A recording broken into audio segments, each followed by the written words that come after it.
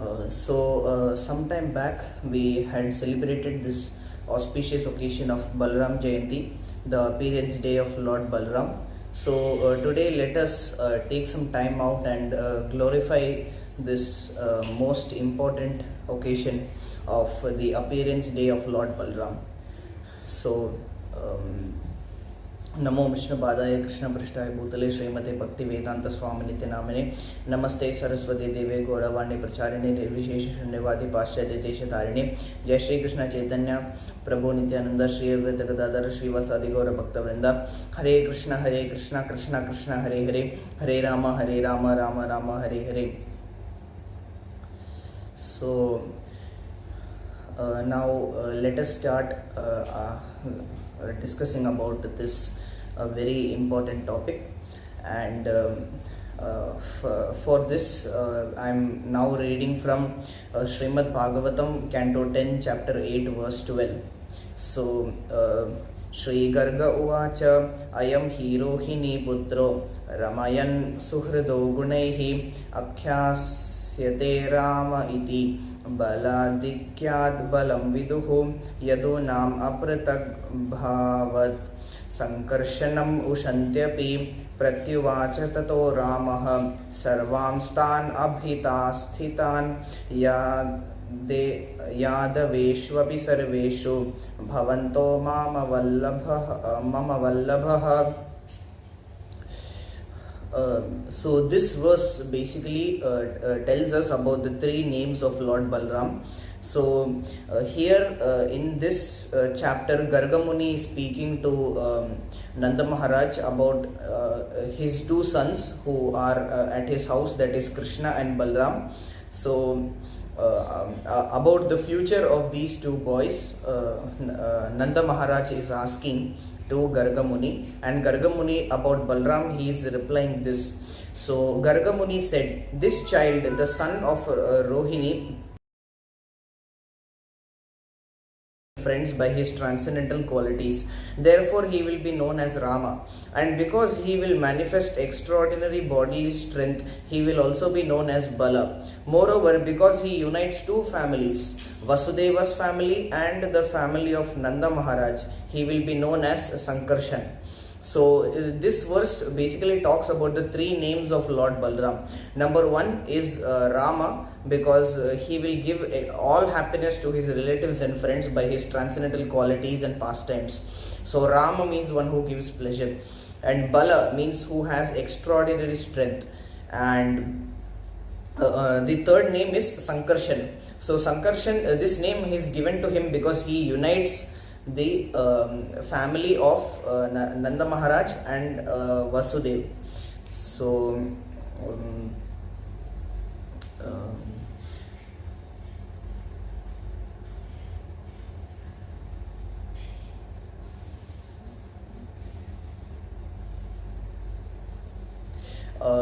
now we will also be reading from another verse, that is Srimad Bhagavatam Canto 10 Chapter 79 verse 34, which says that yo anusmareta ramasya karmanyadbhuta karmanaha sayam pratar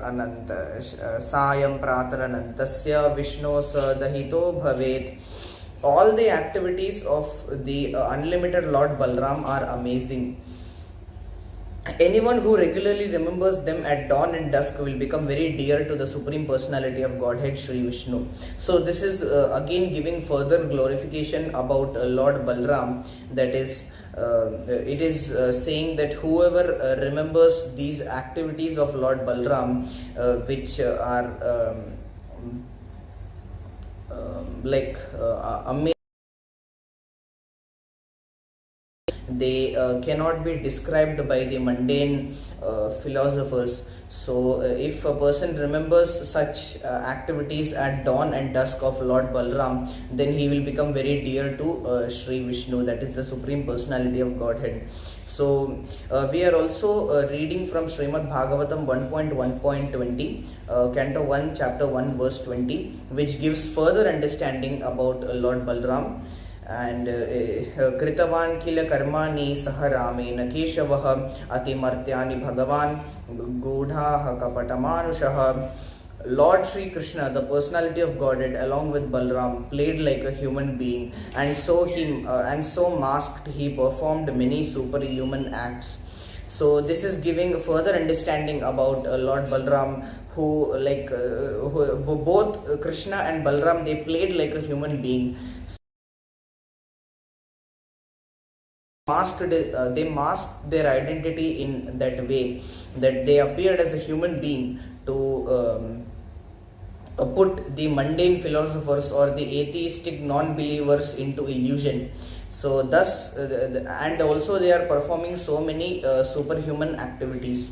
So these are just a few verses out of the ocean in the in our scriptures which describe Lord Balaram. So to get knowledge about the Lord Balaram, we cannot get it just like that, because he is the supreme personality of Godhead. So we need mercy from the devotees who already know this philosophy. So we are not we have to follow what the Lord is asking us to do. We have to please the Lord. Only then will the Lord bestow his mercy upon us in the form of knowledge of his identity and knowledge of his activities, pastimes, etc. So here basically we are seeing that the Lord and Balaram are same. That is, they have different forms. That's it. They are same. So achintya bheda bheda tattva, which shows a simultaneous oneness and difference. So Lord Krishna and Balaram are one, but yet they have differences in them. So the complexion and the form of Lord Balaram is pure white, that is Shweta Varna, and Krishna is Megha Shyama. He is dark, he is dark complexion like a cloud.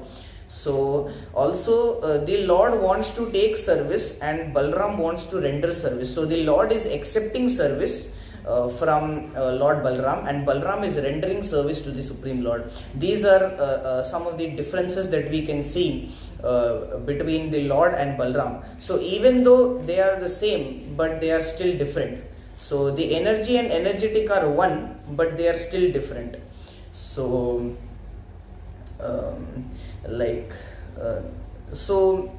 this is the main thing about Lord Balaram, that he and the Lord Sri Krishna, they are same, and in fact Balaram is the first expansion of Krishna. So when Krishna is there, first he expanded himself into Balaram, that is Adi Guru. So he is the first expansion of the Supreme Lord Sri Krishna, and thus he is the same as him. So this topic is again, as mentioned many times by great personalities, this is very difficult to understand this mystery. So the Lord only can tell about himself. So only the Lord can speak about himself and his expansions. That's why we are being insignificant, infinitesimal jivas, we cannot understand the Supreme Personality of Godhead. So we are very less intelligent, and we are very easily agitated, and because of this qualities, we are influenced by the age of Kali, and we cannot understand the Supreme Lord. We do not show interest in this process of devotional service, even though we are very much frustrated in this material world and we are looking for a solution. We don't want to accept pure devotional service. So coming back to this topic, which is very difficult to understand, that there is no seva which Lord Balaram doesn't do for Krishna, and he is accepting he is performing in all the 5 rasas. So for example, in Sakya, the 5 rasas are Dasya rasa, Sakya rasa, Vatsalya rasa, Shantarasa, Dasyarasa, Sakhyarasa, Vatsalya and Madhurya Rasa. So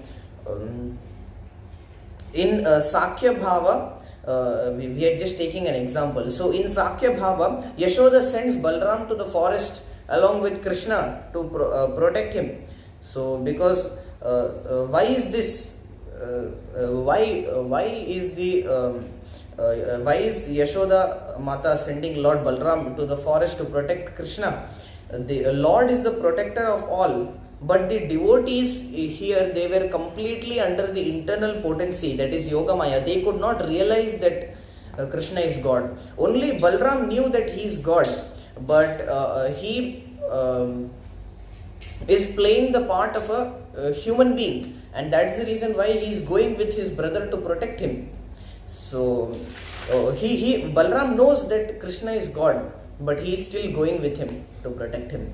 So also regarding the differences that we had seen, that we had seen two differences between Krishna and Balram earlier. That number one, the difference in the bodily complexion, that is Balram is white in bodily complexion, Shweta Varna, and Krishna is a dark Megha Shyama, like a cloud. So Lord wants to take service and Balram wants to render service to him, and Balram wears blue clothes, and these are the color of clouds which the Lord likes. So why is Balram wearing blue clothes? This question may arise. So this blue is the color of the clouds, and Lord likes clouds a lot.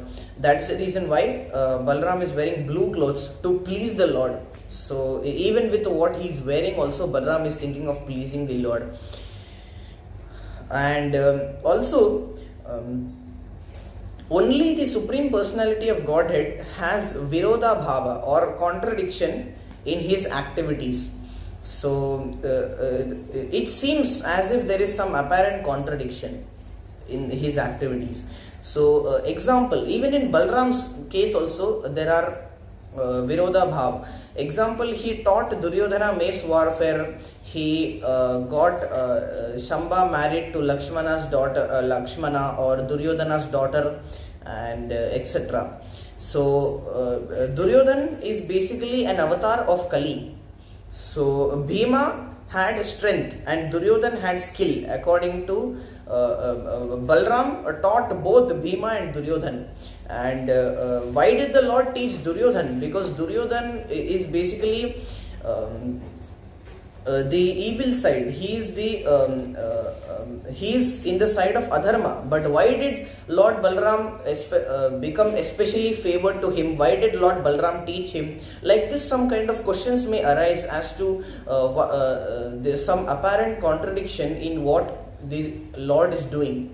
So if we see that when Lord Balram taught Duryodhan, Duryodhana's pride got increased, his sin got increased, and he tried to use the Almighty Supreme Personality of Godhead Balram. Duryodhan was actually planning to use Balram like a puppet in his hands, which is a sin, because Balram is the Supreme Personality of Godhead and he cannot be used by anybody. So this sin what Duryodhan is committing, and his pride got increased, that oh yes, by the best person in mace warfare in the whole world, I have been declared as the best person, so I am the best now. This is what Duryodhan, his level of pride got increased very well. So all this happened because Balram taught Duryodhan mace warfare, and this boosted the number of sins that he had committed and the level of pride that he had, so that he could be killed easily. So actually Balram is also playing a bigger part in the bigger plan of the entire Mahabharata, if we see.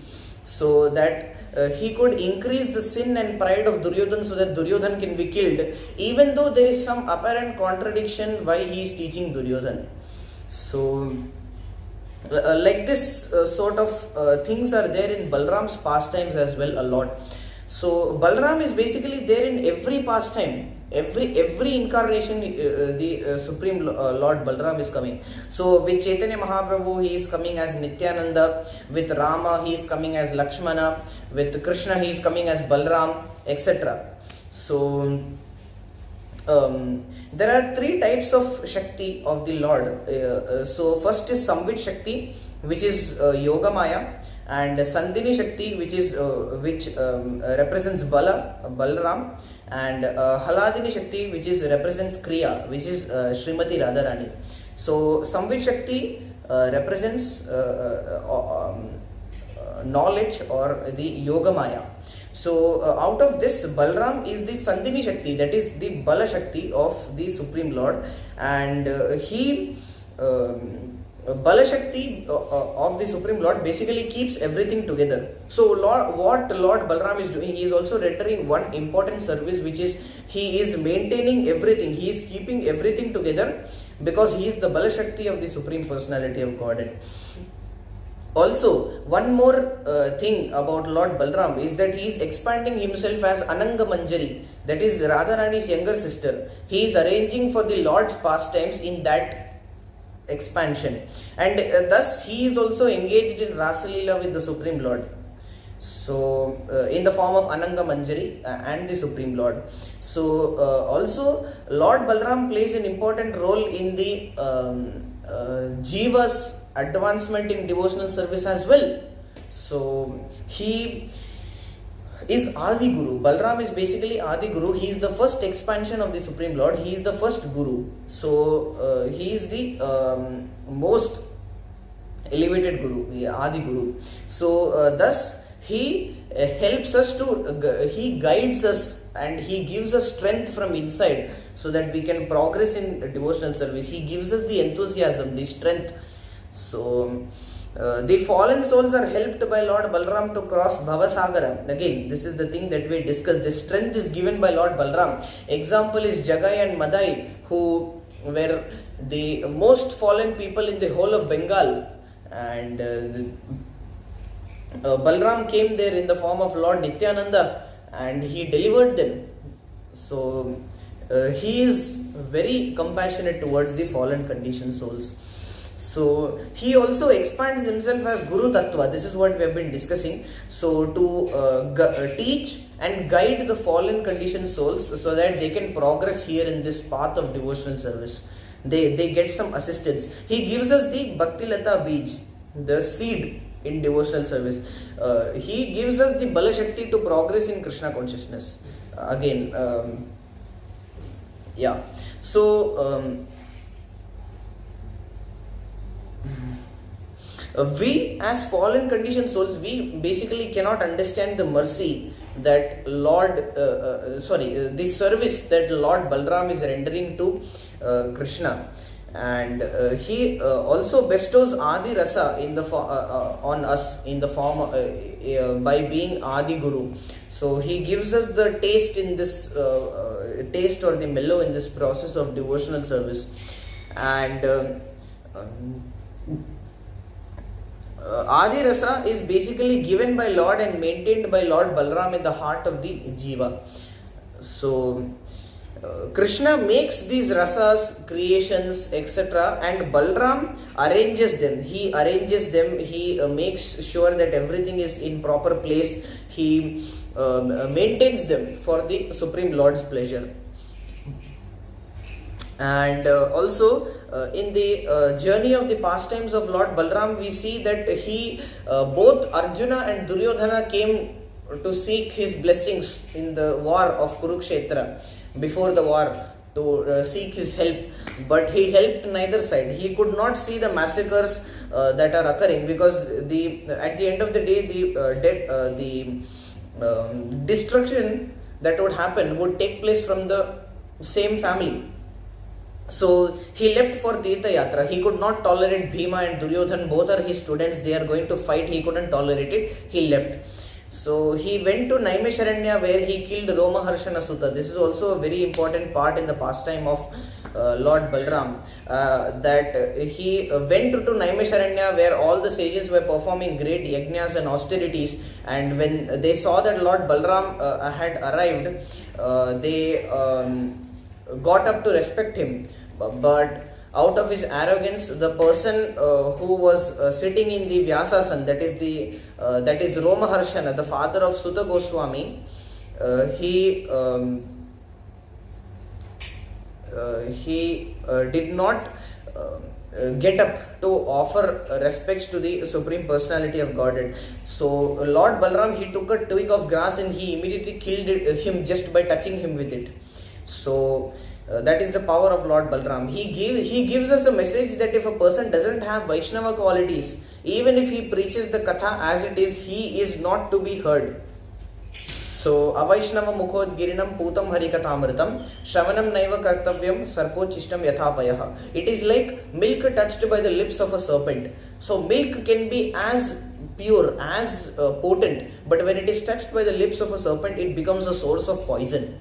It shouldn't be drunk. So, similarly, the Harikatha that has been spoken from the person who is not a Vaishnava, it is like milk mixed with poison. It should not be heard. So the oral reception of such Harikatha spoken by an Avaishnava, who is a person who is not a Vaishnava, it should not be heard. So Lord is also saying that Romaharshana Sutta, he had jnana, he had all the knowledge, he was a PhD in the head relating to all the scriptures, but he did not have Vaishnava qualities. So the hearers would not get Vaishnava qualities if they listen from Romaharshana Sutta. So this is what Lord Balram wanted to say, that if a person may speak the Katha as it is, but he doesn't have Vaishnava qualities, then the hearers who are hearing him, they will not gain the proper message. They will not get all the Vaishnava qualities. So the surrendering mood will not arise in the heart of the hearers. So moving forward, we see that Krishna is Murlidhar. He is the person who always has the flute with him, and Balram is Haldhar. He has the plow with him. So Krishna blows Murli or the plow, flute, to attract all the cows to him, and Balram, using the hala, he cultivates the seed of bhakti in the heart. So plow is basically used in the farming to sow the seeds. So Balram is also doing the same thing in the heart of the jiva. And Balram, he basically killed only two asuras. If we see in Vrindavan, one is Pralambasur and one is Dhenukasur. So he wanted to serve the Lord by glorifying him to kill. So the Lord is getting all the glorification of killing these demons. So devotees always want the Lord to be glorified, and Balram is the perfect epitome of the devotee who killed only two asuras but left all the remaining for Krishna to kill, because he wanted Krishna to get all the glorification.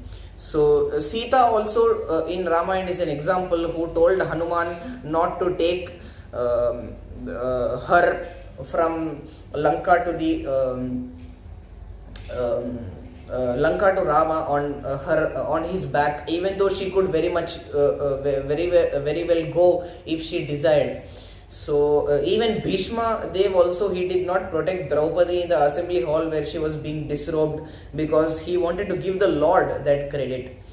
So the two asuras which Balram killed are Dhenukasur and Pralambasur. So Dhenuka is basically a donkey and Balram is Adi Guru.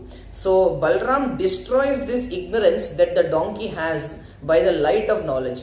So here donkey is basically ignorant and he does only menial work. He struggles very hard to get some bread from its master. So Balram is basically trying to destroy the ignorance present in the heart of this donkey. That is the person who is ignorant. He is working as hard as possible. He is doing menial work to get some wealth, some money from his master, that is his boss. So by the light of knowledge, Balram wants to destroy this ignorance, and he also killed Pralambasur. Pralambasur represents the anartha of lust. So it goes away because of the mercy of Guru. So just as Balram killed Pralambasur, he will similarly kill the lust in the heart of the jiva who is trying to progress in Krishna consciousness. So lust goes away because of the mercy of the instructions of the Guru, and which is Adi Guru in Balram's case. So Balram will destroy lust in the heart of the jivas. So here this is just a small glorification that we can offer to glorify Lord Balram, but however there are many pastimes which Lord Balram has performed, and even now as we are speaking in the spiritual world, some or the other pastime is going on where Lord Balram is arranging something or the other to please the Supreme Lord in different rasas or different mellows of taste. So this is the small attempt that we can try and glorify. There are also many more verses in the Vedic scriptures which describe Lord Balram, but since we are Ami Jiva Kshudra Buddhi Sahaja Aisthir, we are insignificant jivas, we are easily agitated and we are very less intelligent. That's the reason why we cannot describe Lord Balram properly. So this was the end of the explanation on Balram, on the glories of Balram Jayanti. Thank you so much. Hare Krishna, Dandavat Pranam. Jai Srila Prabhupada.